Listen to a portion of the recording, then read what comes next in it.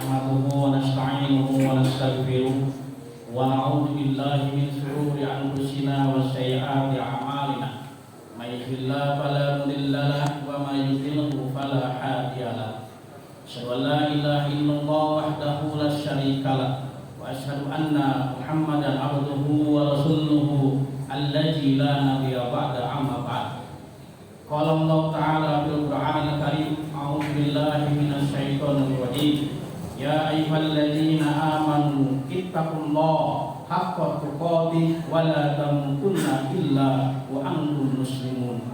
Al-ayat.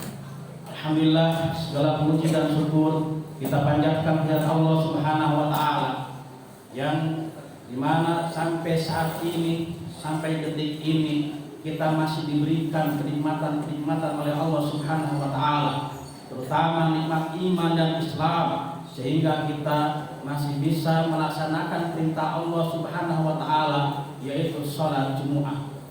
Hadirin rahimakumullah, ahli salat Jumat dan sama-sama mengharapkan doa Allah Subhanahu wa taala. Manusia oleh Allah Subhanahu wa taala diciptakan itu sebelum diciptakan oleh Allah Subhanahu wa taala, Allah menetapkan 4 ketetapan yang semua manusia itu akan mengalaminya. Kemudian dari 4 ketetapan itu manusia oleh Allah Subhanahu wa taala diberikan kenikmatan. Salah satunya yaitu nikmat kehidupan. Manusia ketika ditanya pasti akan mengatakan nikmat, nikmat dan nikmat.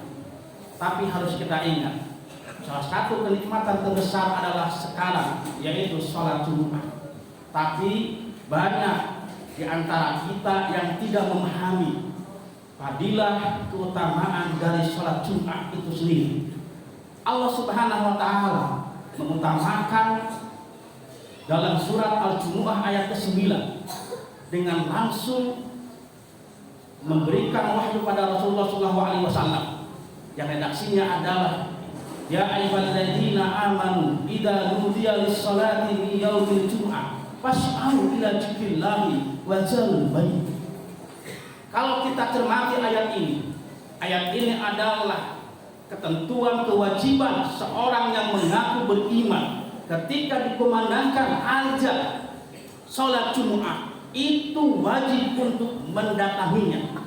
Tidak peduli dia sedang sibuk, tidak peduli dia sedang bergelut dengan perniagaannya. Ketika Allah Subhanahu wa taala sudah memanggil, wajib untuk dia itu mendatanginya. Dan kita lihat, ternyata di antara kita masih belum paham tentang ayat ini. Rasulullah SAW pernah bersabda, hadits oleh Imam Ahmad, bahwasanya ketika imam sudah naik ke mimbar, kemudian muadzin sudah mengumandangkan azannya, maka malaikat menutup catatan-catatan orang yang hadir ketika dia sholat Jumat. Maka oleh karena itu, ayat ini menerangkan datanglah sebelum engkau mendengar azan, dan Allah memberikan pahala yang sangat besar. Kenapa manusia banyak yang lupa atau melupakan?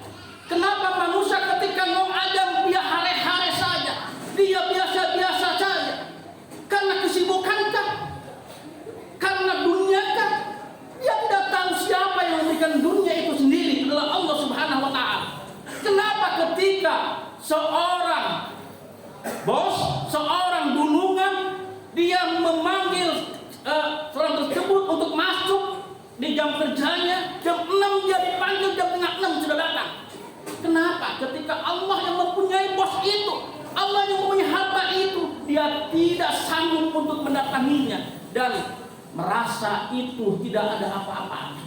Hadirin rahimakumullah, kenikmatan datang sholat Jumat pada awal waktu itu sudah hilang, dan Allah tidak catat di dalam catatan-catatan buku amalnya oleh malaikat yang mencatat orang tersebut.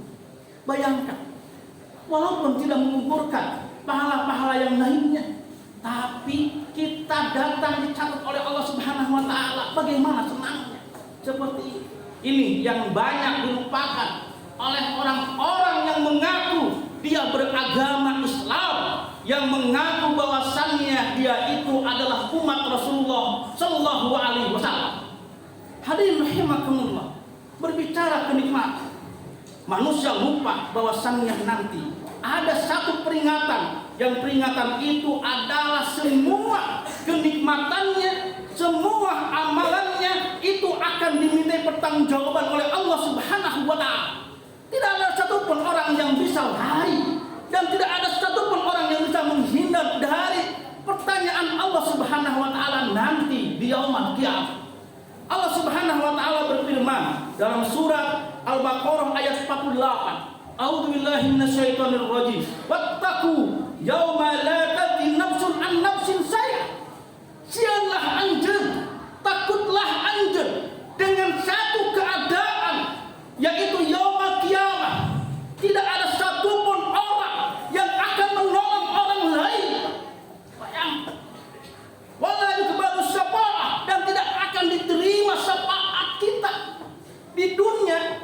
Ketika ada saudara kita yang kena musibah, yang kecelakaan, yang kena hukum, kita sebagai saudaranya akan menolong di dunia, tapi di akhirat tidak akan pernah bisa orang tersebut itu menolongnya. Berapapun kekayaannya, setinggi apapun jabatannya, tidak akan bisa menolong orang tersebut. Bayangkan seperti ini. Maka oleh karena itu, salah satu penolong adalah diri kita masing-masing. Al-yauma la yanfa'u malun wala banun. Pada hari itu tidak akan pernah berlaku yang namanya jual beli harta anjeun. Tidak akan berlaku anak-anak anjeun. Apa yang kita akan banggakan? Apa yang akan kita bertanggungjawabkan?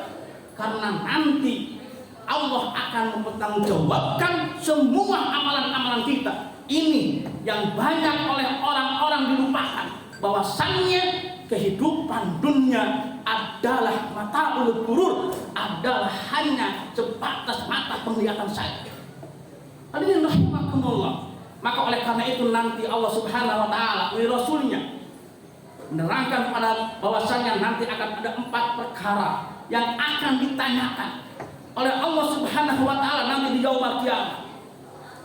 Setelah Allah membangkitkan semua manusia dari zaman Nabi Adam sampai zaman Nabi Muhammad Rasulullah Sallallahu Alaihi Wasallam, berapa banyak orang tersebut, tapi Rasul beliau menyampaikan, la tazulu qadama abdin yaumal qiyamah, tidak akan bergeser satu kaki pun semua hamba Allah ketika di yaumul qiyamah.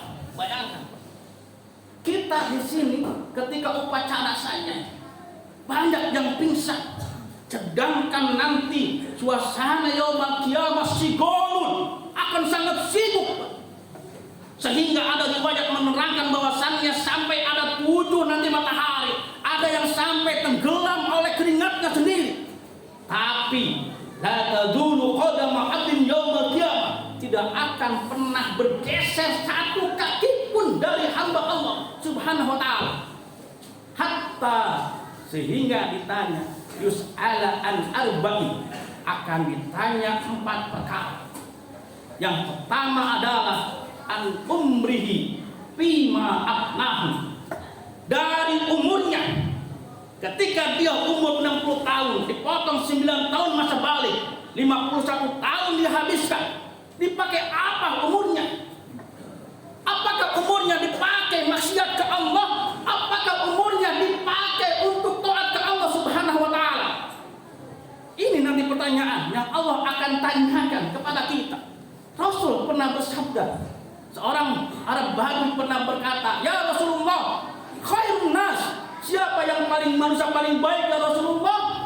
Rasul menjawab, man tala umuruhu wa hasuna amaluhu.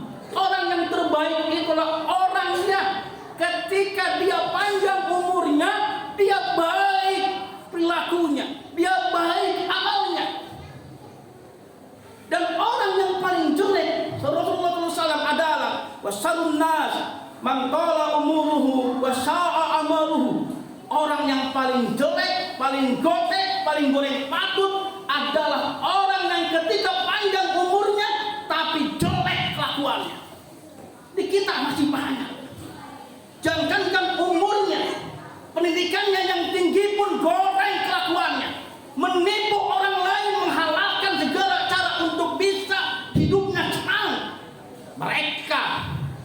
membiarkan orang-orang sengsara, mereka membiarkan orang terjolimi. Ini yang disebut dengan wasa'a amaluhu, adalah yang jelek amalnya.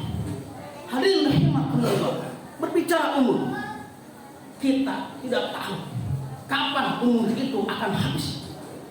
Yang jadi pertanyaannya, dipakai apa umur kita? Berbicara umur nanti akan ada batasnya, yaitu ajalun, ajal. Walikulli ummatin ajalun, setiap umatku itu nanti ada ajal batasannya. Umur batasannya adalah kematian. Ketika kematian datang, tidak ada satupun yang bisa untuk mencegahnya. Ketika kematian datang, tidak ada satupun orang yang bisa lari daripadanya. Surat Al-Jumu'ah ayat ke-8, Allah menerangkan pada kita tentang bagaimana umur itu tersebut.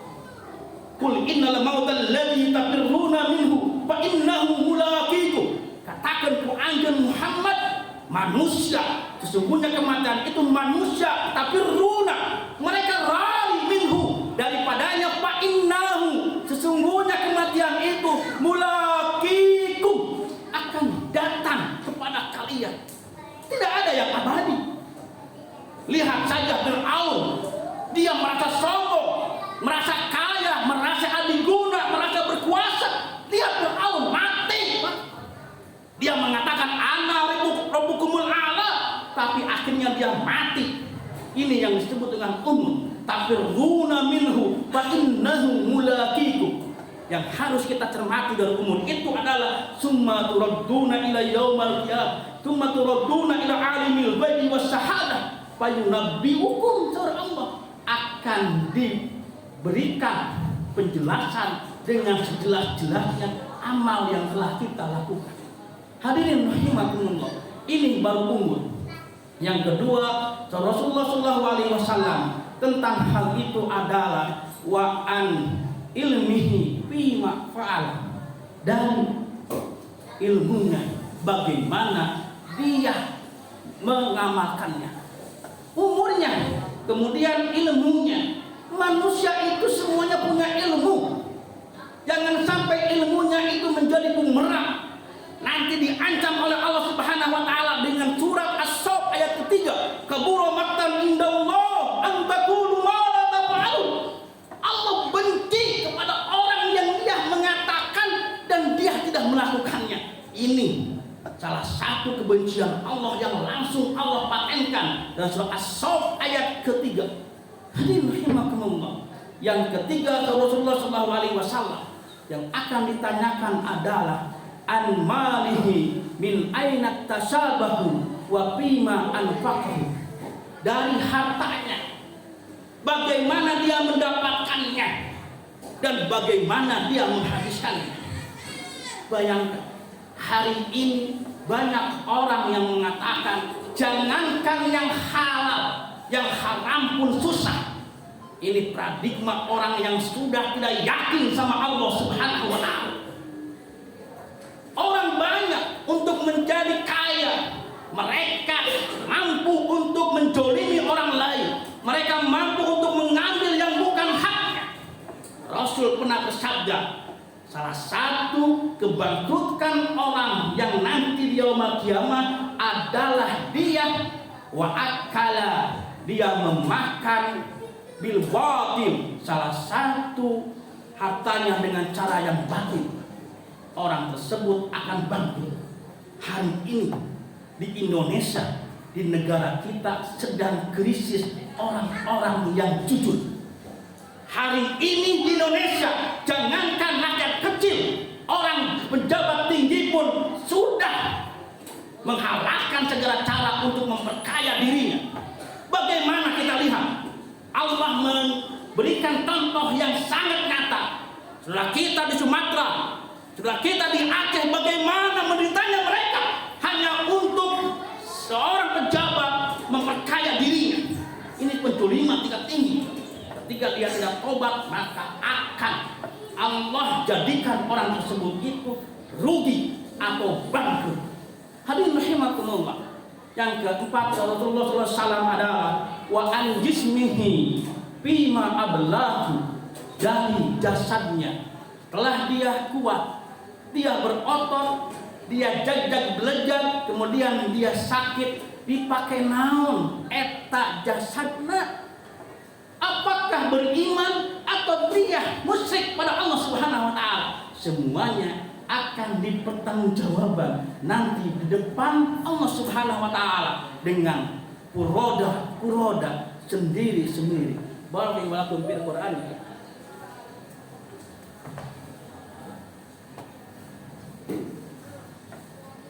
Alhamdulillahilladzi anzala as-sakinata fi qulubil mu'minin liyazdadu imanan ma'a imanihim. Asyhadu an la ilaha illallah wahdahu la syarikalah wa asyhadu anna Muhammadan abduhu wa rasuluhu alladzi la nabiyya ba'da amma ba'd.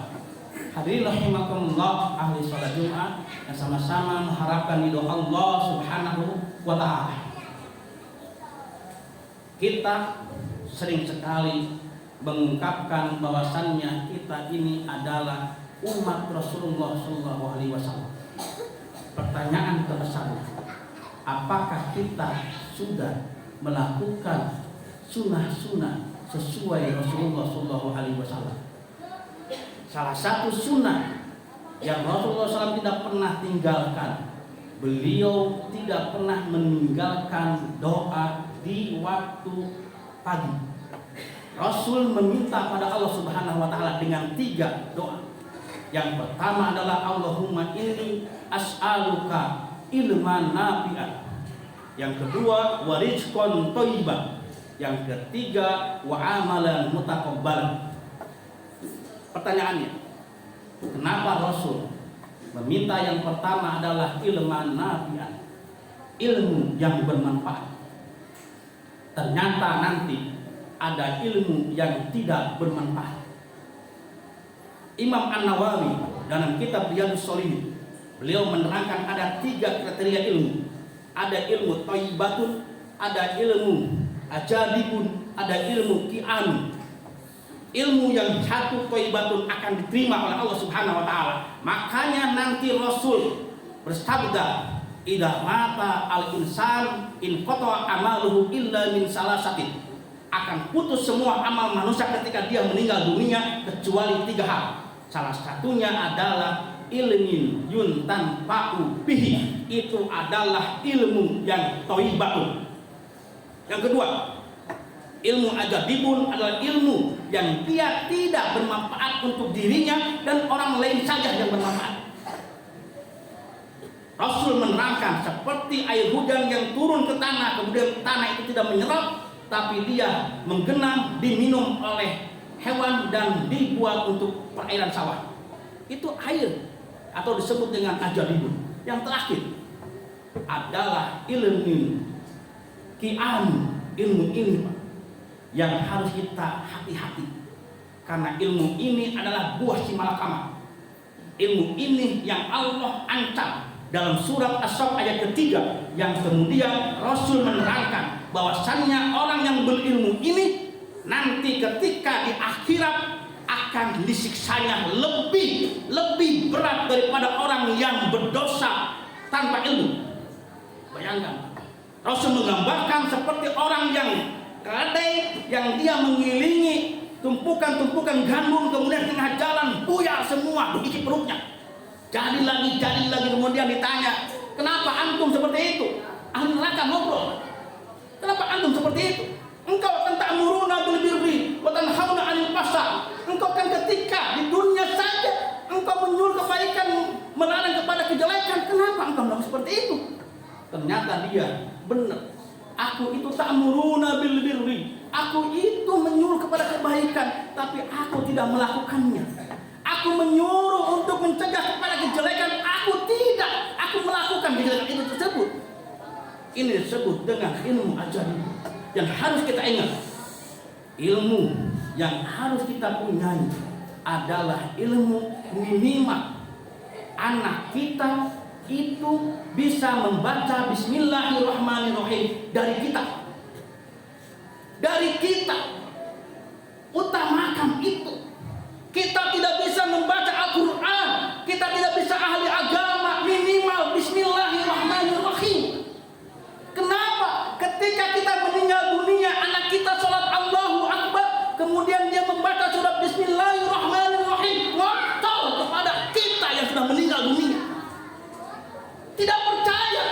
silakan mati dulu. Seperti itu. Ini sabda Rasul. Siapa yang tidak percaya kepada Rasul? Kafir hukumnya. Ini Rasul yang bicara. Idza mata al-insan in qata amaluhu illa min salasatin. 3 hal, salah satunya adalah ilmun tanfa'u bihi, adalah ilmu yang bermanfaat. Yang kedua adalah waladin sholihin yad'u lahu, anak yang soleh yang mendoakan kepada kedua orang tuanya. Ini ilmu. Yang ketiga, yang kedua, doa Rasulullah SAW adalah warizqan thayyiban, rizki yang thayyib. Kenapa Rasul tidak meminta warizqan wasi'an, warizqan halalan, tapi warizqan thayyiban? Karena yang baik itu pasti mengandung kehalalan. Konsep rizki yang manusia dapatkan ada 3. Pertama adalah ketika dia mencari dengan halal, kemudian membelanjakan dengan halal. Kedua, dia mencari dengan halal, membelanjakan dengan haram. Ketika dia mencari dengan haram, dia membelanjakan dengan halal. Ada seperti itu, ada. Koruptor itu dia mencari yang haram, kemudian menghabiskan dengan cara yang haram. Kemudian ketika dia mencari yang halal, kemudian membelanjakan dengan haram. Ada seorang yang ketika dia bekerja keras dengan cara yang halal, kemudian dia digunakan untuk judol, untuk minhol, untuk narkoba, itu adalah sebuah yang tidak baik. Banyak di kita, banyak bisa. Banyak kaler itu adalah krisis dari minuman keras, krisis dari judol, krisis dari narkoba. Kemarin kami beraudiensi dengan DPRD. Ternyata kota Bandung itu nomor wahid terjangkit penyakit HIV. Jawa Barat itu adalah provinsi yang nomor wahid se-Indonesia. Bayangkan, ini yang terjadi di kita. Kita tidak takut atau kita hanya merasa diam-diam saja? Nah, salah satunya adalah dia mencari rezeki dengan tidak yang halal atau yang thayyib. Yang ketiga, Rasul berdoa, wa amalan mutaqabbalan, amal yang diterima oleh Allah Subhanahu wa taala. Ternyata ada amalan yang tidak diterima oleh Allah Subhanahu wa taala, yaitu contohnya adalah amalan sholat. Rasul pernah bersabda bahwasannya nanti ada seorang yang ketika dia sholat selama 60 tahun la tuqbal sholatuhu, tidak diterima sholatnya. Bayangkan, Rasul pernah bersabda bahwasannya ada manusia dari umatku sittina sana, 60 tahun dia sholat, la tuqbalul lahu sholatan, tidak diterima sholatnya. Kita umur berapa? 40 tahun, 60 tahun, cek sholat kita. Rasul menjelaskan, la'allahu yutimmu ruku'u wa la yutimmu sujud, yaitu orang yang ketika dia menyempurnakan sujudnya, rukunya, tapi dia tidak menyempurnakan sujudnya. Dia menyempurnakan sujudnya, tapi dia tidak menyempurnakan rukunya. Bayangkan, Rasul sudah menerangkan, memberi contoh kumaha sholatmu bener teh, sallu kama ra'aitumuni usolli, jelas contohnya. Tapi Rasul mengancam akan ada nanti dari umatku itu ditolak sholatnya citina sana 60 tahun karena dia tidak menyempurnakan rukunya, menyempurnakan sujudnya, dan sebaliknya. Cek sama kita semuanya, jangan-jangan kita masih bandel, masih asapang aingna, bahasa urang, karena sholat kita belum benar. Kan Rasul sudah menggambarkan seperti ini. Maka oleh karena itu, persiapkan semua amalan-amalan kita yang nanti akan kita pertanggungjawabkan di hadapan Allah Subhanahu wa taala. Jangan hanya berbicara nikmat saja. kita harus pun mempersiapkan peringatan Allah karena akan dipertanyakan oleh Allah Subhanahu wa taala. Di sini tidak akan ada yang bisa lari dari pertanggungjawaban nanti di hadapan Allah Subhanahu wa taala. Mudah-mudahan kita semuanya oleh Allah Subhanahu wa taala diberikan istiqomahan untuk selalu membereskan ibadah kita, memberikan yang layak untuk kita beribadah dengan cara ilmunya di dalam hati kita terus gali. Kenapa? Karena amal itu diterima karena ilmu. Dan mudah-mudahan kita semuanya diciptakan oleh Allah Subhanahu wa taala untuk selalu dijadikan orang-orang yang soleh, orang-orang yang beramal mutakabbalan, amal yang diterima oleh Allah Subhanahu wa taala.